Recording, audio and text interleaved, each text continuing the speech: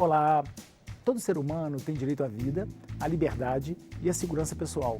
É o que diz o artigo 3º da Declaração Universal dos Direitos Humanos, que no final de 2018 completou 70 anos como uma reação às barbáries praticadas durante a Segunda Guerra Mundial. Os povos das Nações Unidas proclamaram um documento inspirador de princípios que priorizam a paz, a cidadania e a democracia no mundo. Celebrando esse aniversário, a TV Câmara apresenta uma série especial do programa Ponto de Vista, intitulada 70 anos da Declaração Universal dos Direitos Humanos.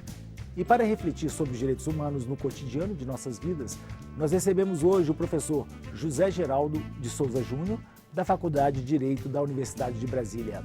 Olá, professor. Olá, Marcelo. É um prazer estar aqui para uma programação tão relevante como a de marcar os 70 anos da Declaração Universal dos Direitos Humanos. Seja bem-vindo. Professor, nós sabemos que o conhecimento dos direitos humanos é uma poderosa ferramenta na busca por um mundo melhor, mas também sabemos que milhões de pessoas continuam sem saber o que são os direitos humanos e como acessá-los, e por isso se tornam desprotegidos. Então, seria importante perguntar, o que são os direitos humanos?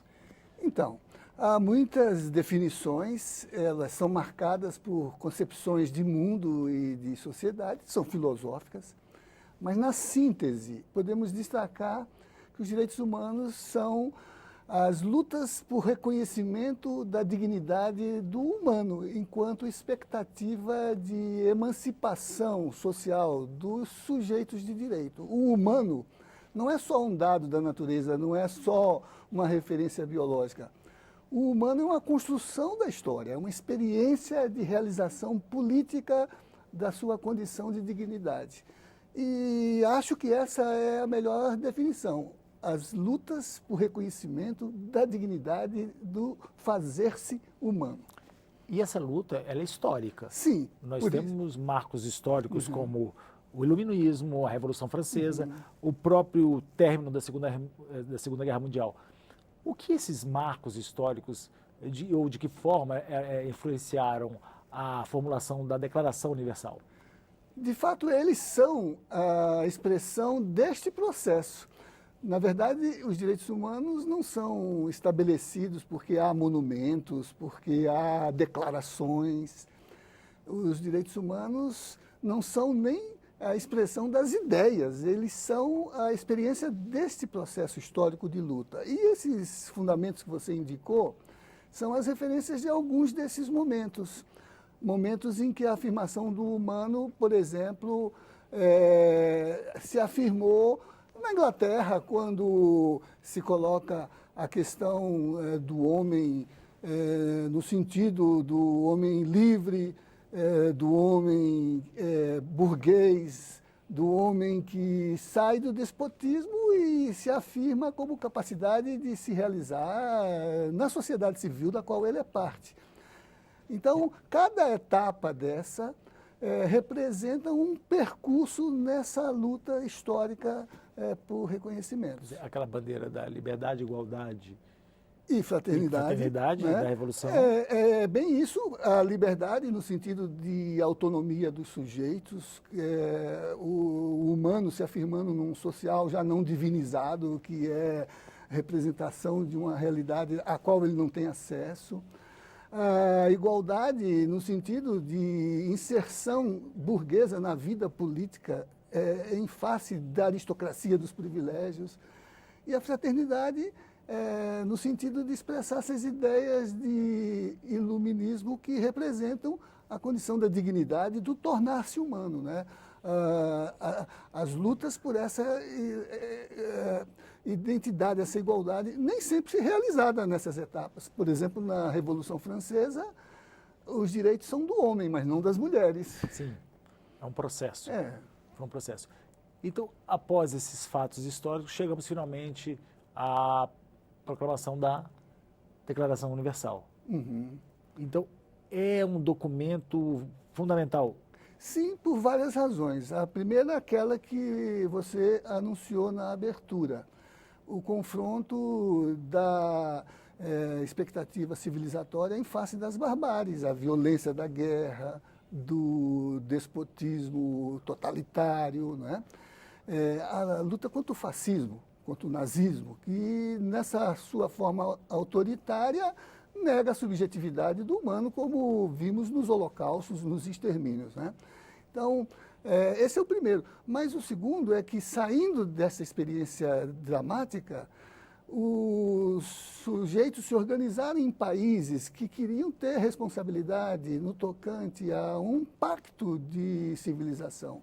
E, por isso, o fundamento principal dessa declaração é afirmar a liberdade na política, no sentido dos direitos políticos, dos direitos civis, mas é se deparar com o fato de que, para uma vida digna, é preciso enfrentar os fantasmas da miséria, da fome e do medo. São esses os nossos grandes desafios? E tanto na Declaração de 48, agora com 70 anos, quanto em todos os seus desdobramentos, os pactos depois estabelecidos, a atualização dos fundamentos da Declaração, na quadra dos 1990, com todas aquelas celebrações e declarações da conjuntura, a Declaração de Viena, de Istambul, de Pequim, do Cairo, de Durban, todas elas apontando numa direção de implementação de condições de sociabilidade que representassem vencer a opressão, o totalitarismo, o medo e a fome. E nesse caminhar, essas declarações apontaram para os direitos humanos, para a proteção dos direitos humanos. E a nossa declaração maior, a nossa Constituição, também caminha nesse mesmo caminho? Ela dialoga com a declaração, ela se fundamenta em princípios, um dos quais o dos direitos humanos. Ela afirma que o seu fundamento de concretização é a democracia como uma possibilidade de criação permanente de direitos e traz para o cotidiano o compromisso dessa formulação. Sugere que os direitos não são quantidades, são relações que nós vamos constituindo no nosso cotidiano de comunidade, no nosso cotidiano de vizinhança, nas nossas práticas sociais, mediadas por instituições educadoras que nos projetam para uma vida de dignidade e de decência. Antes da gente falar dessas instituições educadoras, o que significaria, então, concretamente, os direitos humanos, assim, para o cidadão comum? Como ele entende ou como ele deveria entender os direitos humanos? Ele deveria entender no sentido de que, por conta do processo de sua própria formação como sujeito, como cidadão, né, a sua prática social deve torná-lo a expressão desses valores que os documentos filosóficos indicam, que os documentos religiosos indicam, né? Que são aquelas condições de uma sociabilidade de reconhecimento, probidade, piedade, capacidade de reconhecer o outro e de compreendê-lo na sua singularidade, no contexto de diferenças que precisam conviver e precisam compartilhar. Mas é que, enquanto isso não se realiza, a representação simbólica, ideológica da realidade deturpa esse processo e naturaliza situações ainda não tornadas iguais ou equivalentes. E, por isso, nessa hierarquia deturpada, o humano também se hierarquiza. Há mais humanos do que outros humanos. Há humanos que são aqueles que têm, que acessam aos meios de produção, que distribuem a riqueza social, e os demais, por diferentes formas alienantes, nem sequer, muitas vezes, são vistos propriamente como pessoas humanas. Quer dizer, o problema seria deixar um pouquinho o lado filosófico e para o lado mais político da prática, segundo o filósofo Norberto Bobbio, Exatamente. o problema principal em relação aos direitos humanos não é tanto defendê-los, e sim protegê-los. Exatamente. Ou praticá-los. executá-los. Praticá-los. Ele diz isso na Era dos Direitos e é uma boa indicação, embora eu considere que é preciso não perder de vista o sentido filosófico, porque a condição do esclarecimento é que vai nos permitir, por exemplo, perceber que numa sociedade muito desigual, a escravidão não é uma condição da legalidade, embora tenhamos tido países com fundamento no sistema escravocrata, inclusive o nosso, que era constitucionalizado em 1824, num regime ainda escravocrata, né? Então, as lutas por liberdade abolicionistas, emancipatórias, é que vão dando a medida do político a que se refere Bobbio, né? Para que a gente não se perca em abstrações metafísicas, idealizadas, não ligadas ao concreto, mas também para que a gente não adira inconsequentemente a posturas que positivadas, até no mundo legal, como a escravidão, que era legal, né, nos aliene do humano. Professor, eu preciso fazer um breve intervalo. Este é o Ponto de Vista, que nesta série celebra os 70 anos da Declaração Universal dos Direitos Humanos. A gente recebe hoje o professor José Geraldo de Souza Júnior, da Faculdade de Direito da UNB. Nós vamos a um rápido intervalo e já voltamos.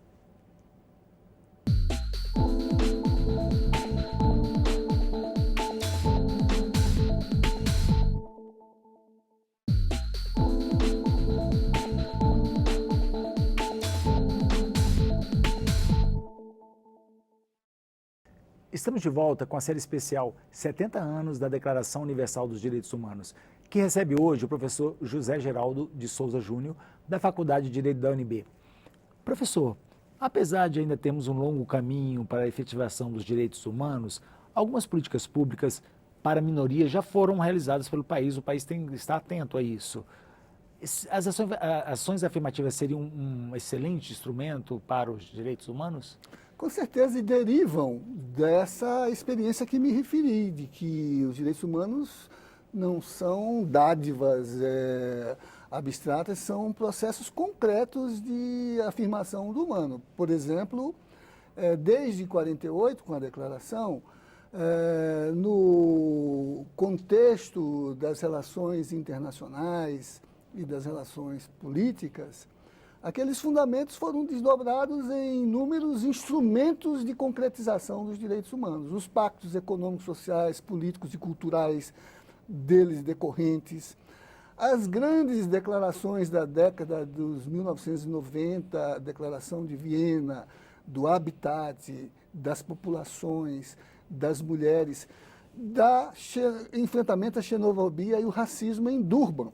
Lá é que se fixou, por exemplo, o fundamento do enfrentamento ao racismo, o racismo inclusive institucional, que pressupunha em cada uma dessas enunciações o compromisso dos Estados parte e das organizações de sociedade civil que participaram dos debates de implementarem políticas.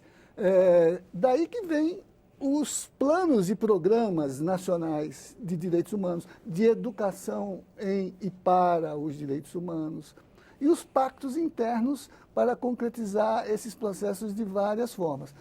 As ações afirmativas foram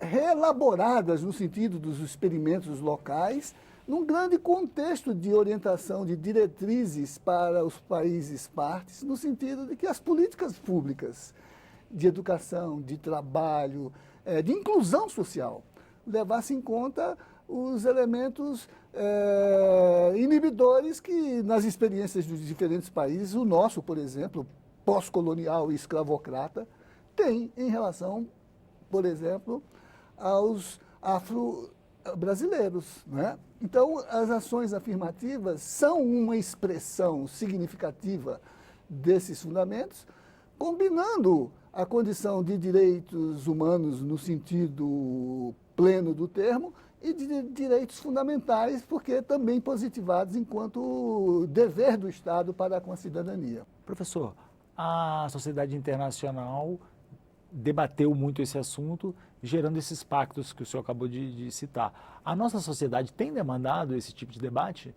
Com certeza. E lembrando que nesses eventos que geraram essas declarações todas a que me referi, a participação não foi só das representações institucionais dos Estados partes, mas da sociedade civil organizada, a partir dos movimentos sociais. E dali surgiu a consideração de que a implementação dos direitos humanos deve ser feita por meio de políticas públicas. Por isso que, por exemplo, no Brasil, logo depois de Viena, foram lançadas as bases dos planos e programas nacionais de direitos humanos, de educação para os direitos humanos. E logo em seguida, a 90, o Brasil foi o segundo país do mundo a implementar um PNDH, hoje já na versão 3, né, que transforma a governança numa responsabilidade de formular políticas em todas essas áreas que, vamos dizer assim, formam a agenda sempre atualizada dos direitos humanos. Uma agenda compartilhada não só pelos estados, pelas instituições, mas também pela sociedade civil, Sim. Pelas organizações, pelas ONGs. Sim. Então, qual é o papel das ONGs na amplificação da voz dos vulneráveis? Expressar essa dimensão civil do social que se organiza, que é capaz de criar propostas, projetos. A principal dessas propostas foi a Constituição de 88. Lembre-se que ela foi debatida numa Assembleia Constituinte, mas em diálogo com a sociedade civil, por meio do processo que se tornou um sistema democrático participativo, tão forte que as instituições incorporaram isso. A Câmara dos Deputados, por exemplo, tem uma comissão permanente de legislação participativa e direitos humanos. E o que faz é uma ágora, é um espaço de diálogo com a sociedade que leva, inclusive, a definir muitas dessas políticas como desdobramento desses pactos, mas outras novas, surgidas desse processo.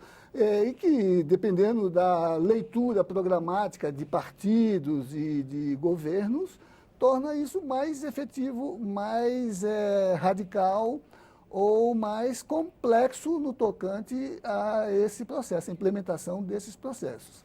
Professor, o senhor é da academia, é professor de Direito da Universidade de Brasília, ex-reitor da Universidade de Brasília. O senhor acredita que há uma deficiência teórica e prática na formação jurídica brasileira? Eu gostaria de dizer, os cursos de graduação e pós-graduação têm oferecido disciplinas de direitos humanos? De forma, vamos dizer assim, parcial e segmentada, muitas vezes recortadas de forma enviesada em programas positivados de campos jurídicos, por exemplo, direito internacional, o direito constitucional. Então, há ali uma interseccionalidade no tema. Enquanto concepção, pouco. A Universidade de Brasília, que pertenço, da qual fui reitor, se preocupa com isso e tem os direitos humanos como um dos eixos fundamentais de seu compromisso institucional. E por isso também tem fomentado esse processo. Criou cursos de pós-graduação em direitos humanos e cidadania interdisciplinares e não seccionados nas compartimentalizações de um conhecimento fracionado. O que leva a que, por exemplo, quando olhado pelo recorte das disciplinas, há um empobrecimento dos direitos humanos. Por isso que o próprio ex-presidente da Corte Interamericana de Direitos Humanos, o brasileiro Antônio Augusto Cansado Trindade, dizia que o maior obstáculo para a internalização nas normas positivas de direito nacional era o obstáculo científico do positivismo jurídico que impedia a percepção da promessa ampla dos direitos humanos, reduzida a recortes legislativos que fragmentam as expectativas plenas de realização dos sujeitos, né? Isso na produção acadêmica. Acadêmica. E na produção legislativa? A produção legislativa, ela tem sido até mais rica em resposta, porque o legislativo, por vocação, é mais mediador do diálogo com o social. E, portanto, está mais apto a ouvir as vozes das ruas e reconhecer as propostas que vêm dos movimentos sociais, sindicais, populares, os vários recortes dos movimentos, todas as dimensões. Aqui que, por exemplo, se aprovou os planos nacionais de direitos humanos. Aqui que se mediou a realização das grandes conferências, não só de direitos humanos, mas das outras áreas de afirmação da cidadania, que tem no seu eixo enunciador a construção simbólica dos direitos humanos. Por exemplo, a Conferência da Cidade. A cidade humanizada, a cidade educadora, a cidade que inclui, a cidade que valoriza a capacidade de acesso aos bens sociais, é uma expressão de direitos humanos que estão lá naquelas declarações a que me referi, que formularam esses temas e continuam formulando. Nesse momento, por exemplo, nós estamos com a agenda dos objetivos do milênio, que são enunciados de direitos humanos, e que tem uma agenda para 2030, com expectativa, por exemplo, de superar a fome, o analfabetismo. São temas que estão inscritos nesse processo de diálogo, que formam o que lá na universidade, no meu campo, eu chamo de direito achado na rua. Então, o que seria o projeto O Direito Achado na Rua, desenvolvido na UNB, e qual é a relação clara com os direitos humanos? Então, a rua aí é uma metáfora, é uma referência à ideia de espaço público, o que na literatura a gente encontra com tanto vigor, né? Castro Alves, por exemplo. Quereis, pois, a praça, desgraçada populaça, só tem a rua de seu. Quando no poema O Povo ao Poder fala dessa condição. Marshall Berman, quando na sua obra de ensaios sobre a cultura, lembra que é na rua e que ao se contrastar nas suas expectativas, nas suas reivindicações, a multidão transeunte se transforma em povo. Então, a rua, nesse simbolismo, é o lugar onde as sociabilidades legítimas vão se estruturando em formas de convivência, de reconhecimento, de tolerância, de consideração do outro, de valorização da condição da exclusão. É na rua, por exemplo, que está o grito dos excluídos, é na rua que está a Marcha das Margaridas, é na rua que está também a procissão das religiões. Então, a rua é esse espaço de enunciação das expectativas de novas sociabilidades, realização de direitos. E como se dá o projeto na prática? Na prática, é buscar as bases teóricas de reconhecimento da legitimidade dessas reivindicações. Por exemplo, é legítima a reivindicação de uma maior pluralidade de acesso aos bens sociais? A propriedade é legítima? Ou a propriedade é um valor absoluto em si? A história mostrou que ele é relativizável. E neste diálogo, a legislação se abriu, por exemplo, para definir que a propriedade tem que ser exercitada sob condicionantes sociais, que são aquelas condicionantes, por exemplo, que transformam a propriedade num bem que respeite, entre outros fundamentos, os direitos humanos. Não pode ter trabalho escravo, tem que respeitar a natureza, não pode servir à prática de crime. Veja, então, nessa relação que os valores vão se adensando, dialogando com as instituições, se transformando, mas precisam de categorias para designá-los. As categorias são aquelas derivadas do pensamento sistematizado, do pensamento científico, do pensamento filosófico, que vão vão dando acepções legitimadoras para novas demandas do social. Como se dá o projeto? No caso, são debates, são encontros, são seminários? Existe um núcleo? Como é que a população pode acessar o projeto, o Direito Achado na Rua? Então, pela mediação universitária da indissociabilidade entre ensino, pesquisa e extensão. Então, são disciplinas com esse título, Direito Achado na Rua, são trabalhos de extensão no diálogo com a comunidade. Por exemplo, 2 projetos que nós desenvolvemos aqui em Brasília. Uma assessoria jurídica popular para entender as demandas sociais de direitos ainda não positivados. Outra é o programa de formação de promotoras legais populares.